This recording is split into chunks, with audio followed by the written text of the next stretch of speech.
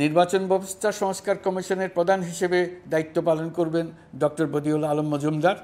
Police প্রশাসন সংস্কার কমিশনের প্রধান হিসেবে কাজ করবেন জনাব সরফরাজ চৌধুরী।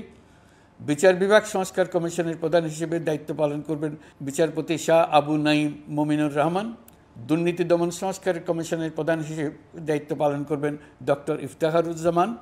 জনপ্রশাসন সংস্কার কমিশনের প্রধান হিসেবে দায়িত্ব পালন করবেন জনাব আব্দুল মুহিত চৌধুরী। সংবিধান সংস্কার কমিশনের প্রধান হিসেবে দায়িত্ব পালন করবেন ডক্টর শাহদিন মালিক। এসব কমিশনের অন্য সদস্যদের নাম কমিশন প্রধানদের সাথে আলোচনা করে ঠিক করা হবে। কমিশনগুলোর আলোচনা ও পরামর্শ সভায় উপদেষ্টা পরিষদের সদস্য, ছাত্র, শ্রমিক জনতা আন্দোলনের প্রতিনিধি, নাগরিক সমাজ ও রাজনৈতিক দলের প্রতিনিধিরা উপস্থিত থাকবেন।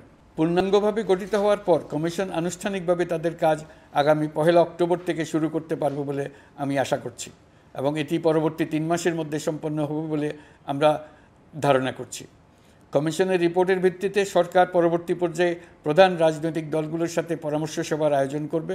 চূড়ান্ত পর্যায়ে ছাত্র সমাজ, নাগরিক সমাজ, রাজনৈতিক দলের প্রতিনিধি, সরকারের প্রতিনিধি নিয়ে ব্যাপক ভিত্তিক 3 থেকে 7 দিন ব্যাপী একটি পরামর্শ সভার ভিত্তিতে সংস্কার ভাবনার রূপরেখা চূড়ান্ত করা হবে। এতে এই রূপরেখা কীভাবে বাস্তবায়ন হবে তার একটি ধারণাও দেওয়া হবে। এই আয়োজন জুলাই গণ অভ্যুত্থানের বার্তা বাস্তবায়ন ও রাষ্ট্র পুনর্নির্মাণ তাগিদের ঐক্যবন্ধনে গোটা জাতিকে শক্তিশালী ও আশাবাদী করে তুলবে বলে আমাদের বিশ্বাস। প্রিয় দেশবাসী, আমাদের সামনে অনেক কাজ। সবাই মিলে একই লক্ষ্যে আমরা অগ্রসর হতে চাই। আমাদের মধ্যে, বিশেষ করে আমাদের নতুন প্রজন্মের মধ্যে যে সুপ্ত প্রতিভা লুকিয়ে আছে সেটা যেন বিনা বাধায় রাষ্ট্রের এবং সমাজের সহযোগিতায় প্রকাশ করতে পারি, সেই সুযোগের কাঠামো তৈরি করতে চাই। সকলে মিলে আমাদের পরিবারের প্রতিটি সদস্যকে, সে ঝাড়ুদার হোক, ছাত্র হোক, শিক্ষক হোক, যে কোনো ধর্মের হোক, সবার সমান অধিকার নিশ্চিত করতে চাই। এই হলো আমাদের সংস্কারের মূল লক্ষ্য। আসুন ছাত্র শ্রমিক জনতার এই বিপ্লবের লক্ষ্যকে আমরা দ্রুত বাস্তবায়ন করি।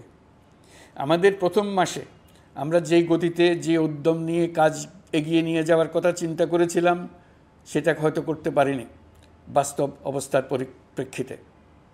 দেশের আইনশৃঙ্খলা পরিস্থিতি স্বাভাবিক রাখা গেলে আশা করি আমরা আমাদের গতি অনেক বাড়াতে পারব। এই জন্য দেশের সকল মানুষের কাছে, শিক্ষক, ছাত্রছাত্রী, কৃষক, শ্রমিক, পেশাজীবী, বড় ব্যবসায়ী, ক্ষুদ্র ব্যবসায়ী, দিনমজুর, গৃহিণী, সকলের সহযোগিতা চেয়েছি। আমাদের কাজ বড় কঠিন, কিন্তু জাতি হিসেবে এবার ব্যর্থ হওয়ার কোনো অবকাশ আমাদের নেই। আমাদেরকে সফল হতেই হবে। এই সাফল্য আপনাদের কারণেই আসবে, আপনার সহযোগিতার কারণেই আসবে। আমাদের কাজ হবে আপনার আমার স্বপ্নকে বাস্তবে রূপায়িত করা। এখন আমরা আমাদের 2য় মাস শুরু করছি। আমাদের 2য় মাসে যেন আপনাদের মনে দৃঢ় আস্থা সৃষ্টি করতে পারি, সেই চেষ্টা করে যাব। ধৈর্য ধরুন, এই কথাটি আমি মোটেই আপনাদের বলবো না। আমরা সবাই অধৈর্য হয়ে পড়েছি। এত সব কাজ কখন যে শেষ হবে এটা চিন্তা করে আমরা অধৈর্য হব, কেন হব না? কিন্তু সঠিকভাবে কাজ করব, কাজে কোনো অধৈর্যের চিহ্ন রাখব না। প্রিয় দেশবাসী, দেশের শিশু, কিশোর কিশোরী, তরুণ তরুণী, ছাত্রছাত্রী, বয়স্ক, বৃদ্ধ, পুরুষ, মহিলা, সবাইকে আবারও আমার সালাম জানাচ্ছি। আসসালামু আলাইকুম।